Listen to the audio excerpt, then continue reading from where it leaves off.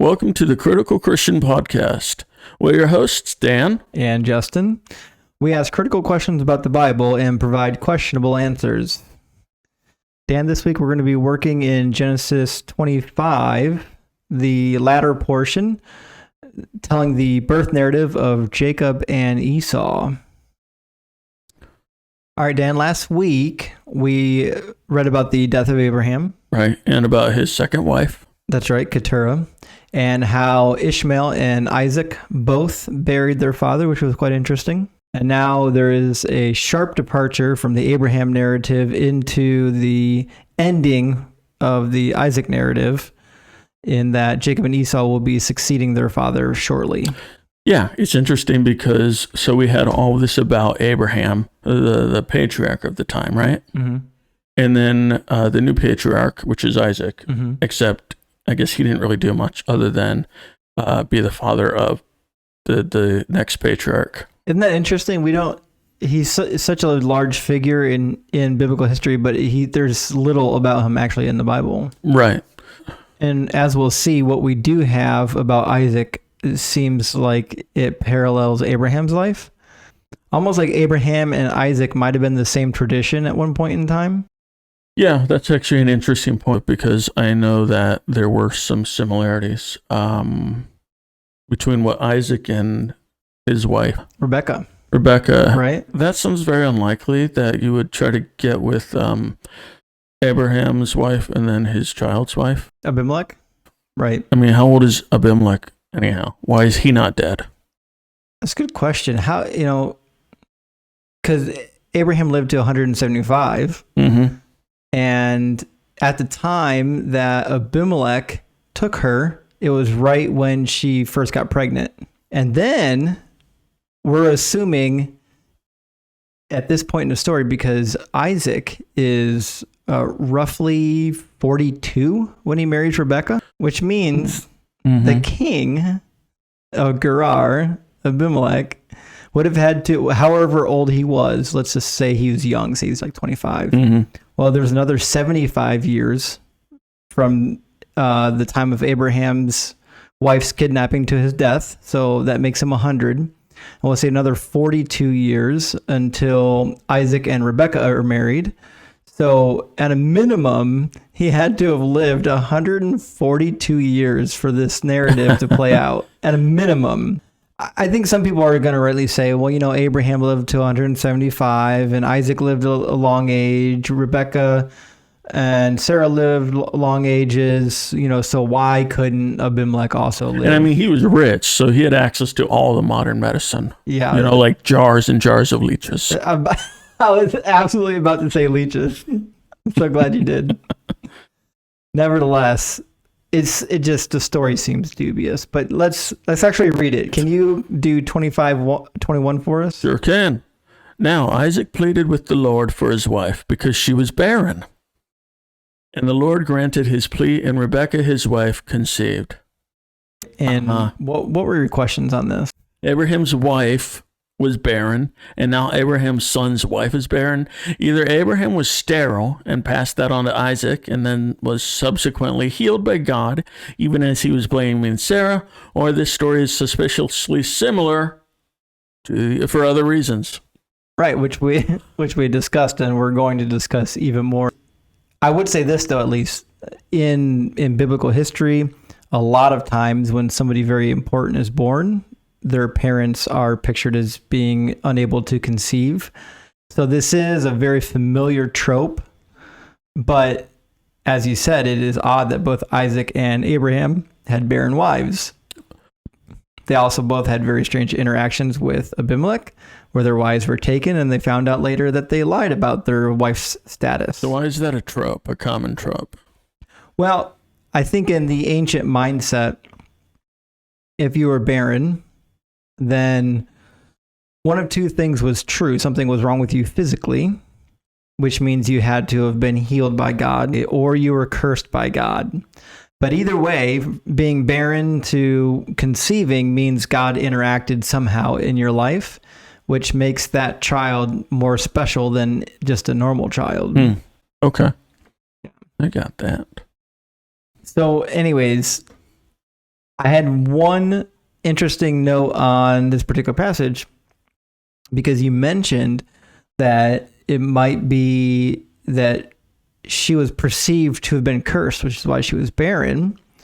And it's interesting here that in the Hebrew text, when it says Isaac pleaded for his wife, Rebecca, the word used is actually to intercede, which we would think is like when you intercede for somebody, you're standing between God and that person, interceding on their behalf.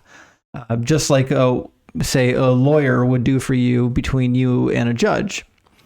So it's possibly here that the narrator is not outright saying it, but is suggesting that at least Isaac might be under the impression that Rebecca did something displeasing to the Lord.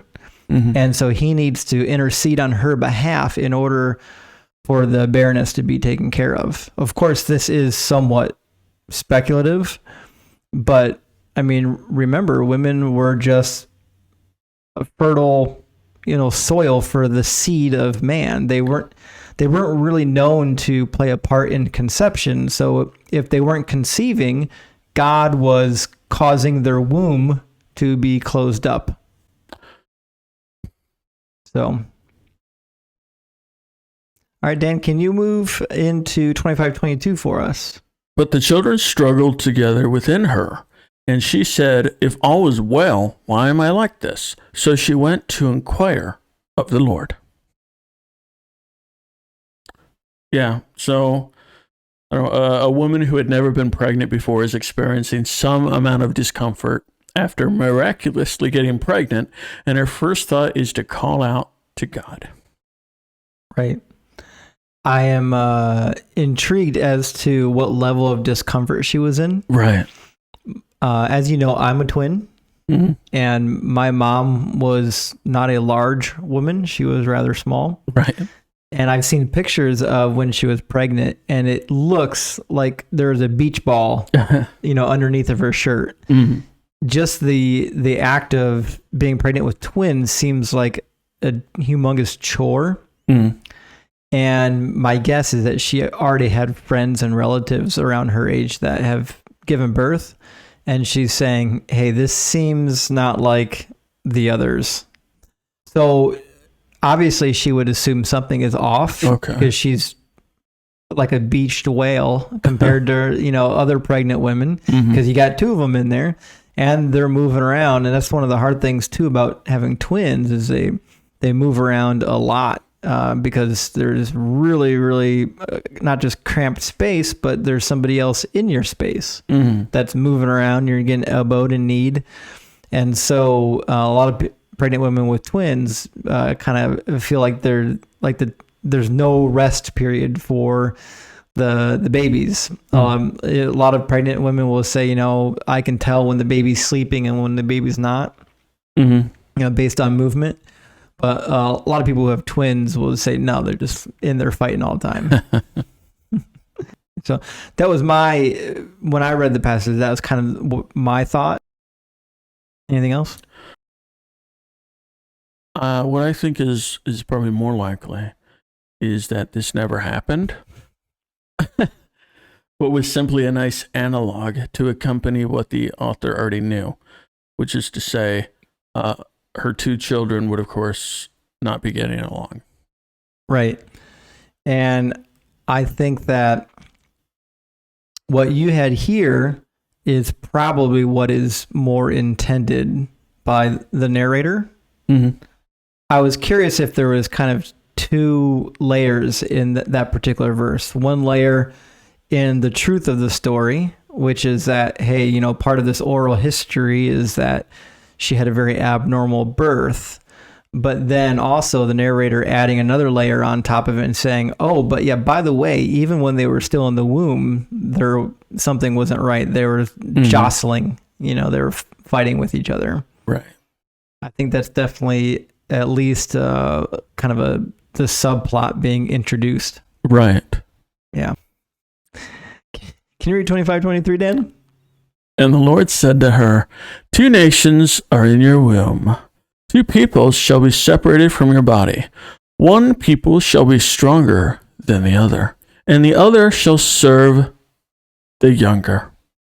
Yeah, so there's a lot here, and I want to talk about one thing, but before we do that, I couldn't help when I read this think about the curse of Canaan, about being cursed and then having to serve his brothers. There seems to be a lot of prophetic curses. I just thought this was really interesting that once again there seems to be kind of this prophetic word from God, but one of the children is going to have to serve the other. So anyways, to your question, is this a prophecy or did God orchestrate this? And boy, that was a good question because there's a lot to unpack with that. The best I can tell is that this is a prophecy. Whether or not God is orchestrating it, I'm not 100% clear, but based on how he orchestrated the situation with Ishmael, it doesn't seem far-fetched to think that this also is an orchestration. Perhaps this explains why Jacob's trickery is never punished. Just like Sarah was never punished for her treatment of Hagar, or Samson is never punished for demanding to marry a Philistine woman, which it says in Judges 14:4 that God allowed Samson to disobey his parents and marry a Philistine woman specifically because God was seeking an occasion against the Philistines. I mean, that's certainly an interesting point where you're saying that these people did what was clearly wrong, but that it needed to happen for God's greater purpose, right? That seems to be...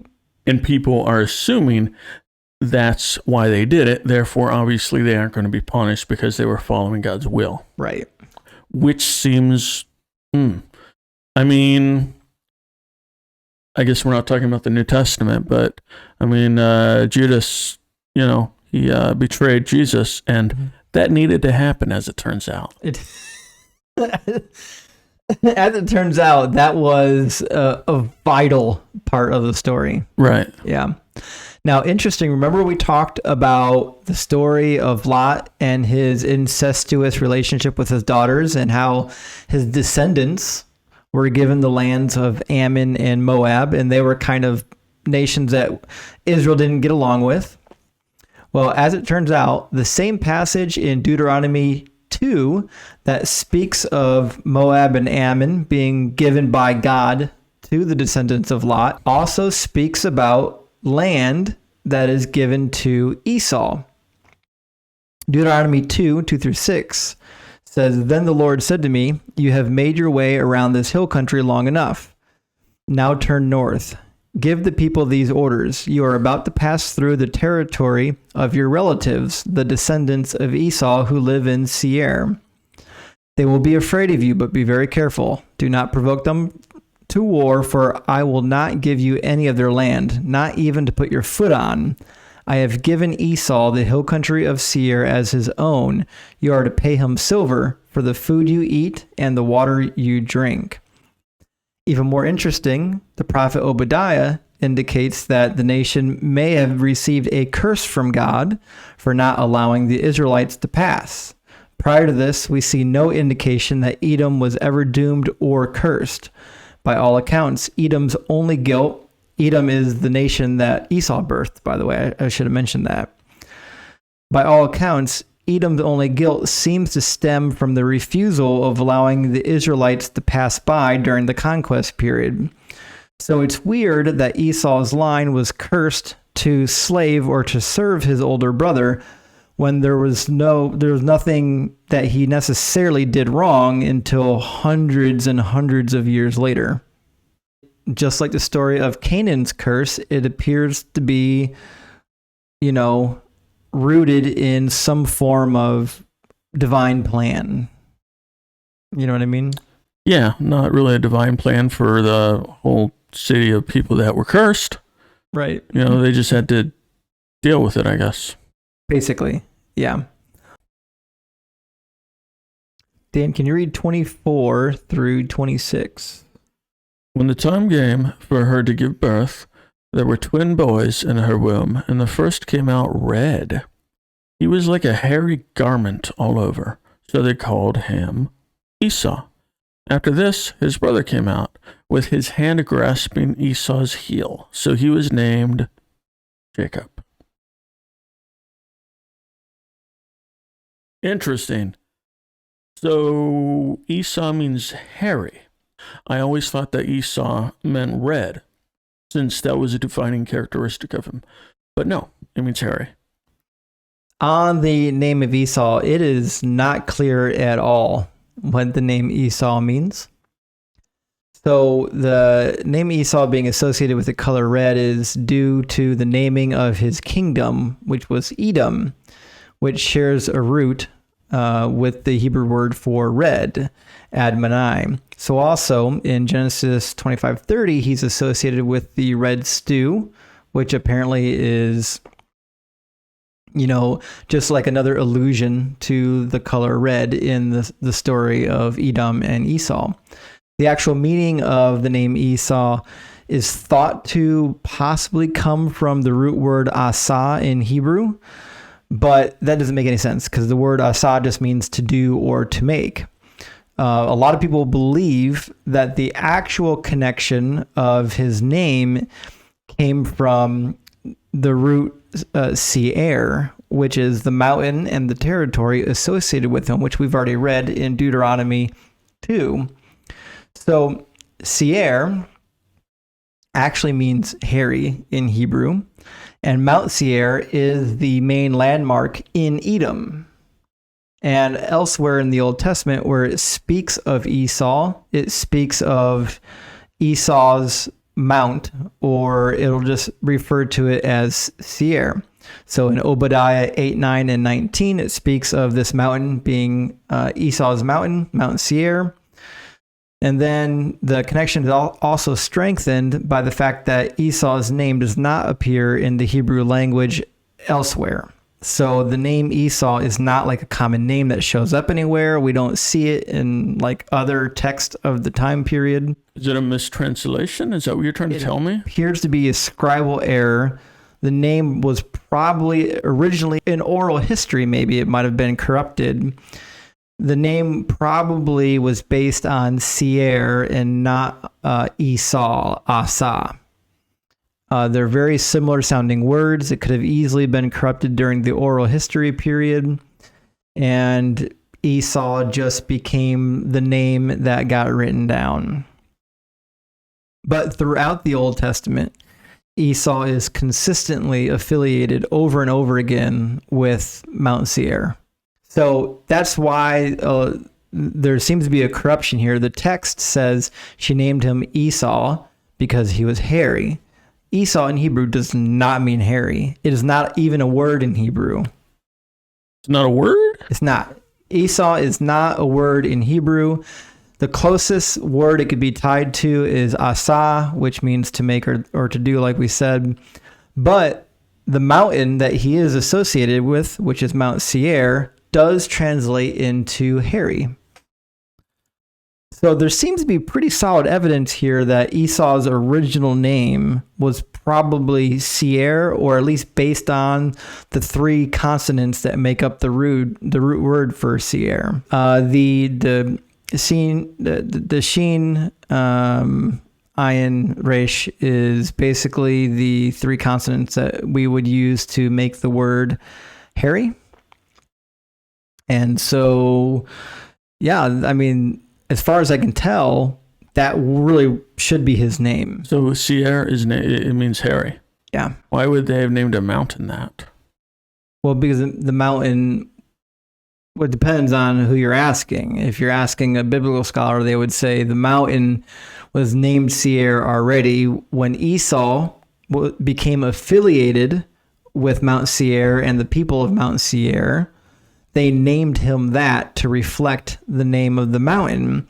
And his narrative was crafted to reflect the fact that the mountain was named after him, even though in history the mountain was probably named first. Oh, okay. But anyways, this is, as you've mentioned other times, this is an origin story. Mm-hmm. We understand not just the origin of the people group, but the origin of the mountain of that people group, why it was named hairy, and why the nation was named Edom. because of these characteristics that we see in Esau. So they may not be true. It just sounds really good. Well, it certainly could be true. Just because it seems like a explanatory narrative doesn't mean that it was just made up to explain it. It could literally just be true. Except you said that Mount Seir came first. Well, we don't know that because Mount Seir has been around for a long time. Well, the naming of it. Yeah. You said that probably came first. Right? Yeah, it is possible too that it was named for another reason, but it's also possible that, the narrative here in Genesis came at the same time or before the naming of the mountain, just like Mount Horeb goes by multiple names throughout the Old Testament, depending on the time period. Oh. It's possible that Mount Seir had multiple names throughout history. Anyways, why is there a discrepancy? My best guess is because it's oral history. Mm-hmm. And you know how spoken words get messed up. I do. Yeah, you want to read your note on Jacob's name? Is it possible he was named as such because God had foretold to Rebekah what his position would be, i.e. the older shall serve the younger? Or is it possible that this is yet another Abraham-like naming convention, where it serves mainly as a reminder of his purpose in the story and less so to be factually accurate? Yeah, I think it's a good possibility that his name was given as a narrative device. According to Hosea 2:4, it was the grasping of the heel that indicated that he was supplanting his brother. Hosea says, in the womb, he tried to supplant his brother. So this gets really interesting because on the matter of his naming, it's not at all clear that his original name was actually Jacob. So there's a really good Hebrew scholar, and he has a commentary on the book of Genesis, and he says, by folk etymology, the name here is derived from the Hebrew word akiv, which also means heel. In reality, Hebrew ya'akiv stems from the same Semitic root to protect, akiv. It is abbreviated form. So the word akiv, which means heel, is an abbreviated form of ya'akiv, which is basically Jacob's name. So Jacob's real name is Yaakov. In English, we say Jacob. All right, repeat all that, please. Right, yeah. So English we say Jacob. In Hebrew, his real name is Yaakov. Now, the Hebrew word for heel is akiv or akev. It's likely that Jacob's original name was probably Akev, which is similar to another root, which means to protect. And those two Hebrew roots may have actually been confused, which is why his name became Yaakov. And the reason why I say this, and Sarna would say the same, is that the name Yaakov El is a very popular name in Canaanite literature and other, Canaanite oral histories. So we can see that the name Yaakov El appears all the time. And the basic translation of Yaakov El just means may El protect, El being the God. So it's possible that over oral history, his original name, Akev or Yaakov, was conflated with Yaakov El because they worship the same God, El, or Elohim, and they sound very, very similar. So his original name in the narrative could have very likely just been Yaakov rather than Yaakov, especially because in the original Hebrew there were no vowels, and we have to remember that. In the original Hebrew, they only had consonant letters. So sometimes when there were words that used the same three consonants but only had different vowels, the only way you would know that the words were different was by someone speaking it to you, which means you're completely dependent on oral history to remember it correctly. Well, when it was written down, I'm sure they used accents, right? Nope. In fact, it was at least 1,000 years later that they actually started to add in the accent markers, the cantillations, and the vowels to the Hebrew text. So you're saying that you would have two words spelled the same but pronounced differently. Those are called heteronyms, right? I believe so. Like dove and dove. That's right. Okay. Yeah, exactly. Nevertheless, the naming of Jacob based on the text, he is named because he's grasping at the heel, which means the original name of Jacob, Yaakov, had to have been Yaakov or just Akev. It's just the noun, the root word for heel. His original name was probably Yaakov or just Akev, which means heel. But because the name Yaakov El was so popular, I think at some point in time during the oral history, Yaakov El got superimposed on his name, if that makes sense. Because it was such a popular name. Right. So imagine if, for example, your name is Michal. The daughter of King Saul was named Michal. Now imagine your name is Michal. Whether you're a boy or girl is irrelevant. But it's the year 2000, and the name Michael is incredibly popular. Now imagine your oral history is passed down for a couple hundred years. How long does it take before your name is just Michael in the oral history? Because Michael was the dominant name for hundreds of years.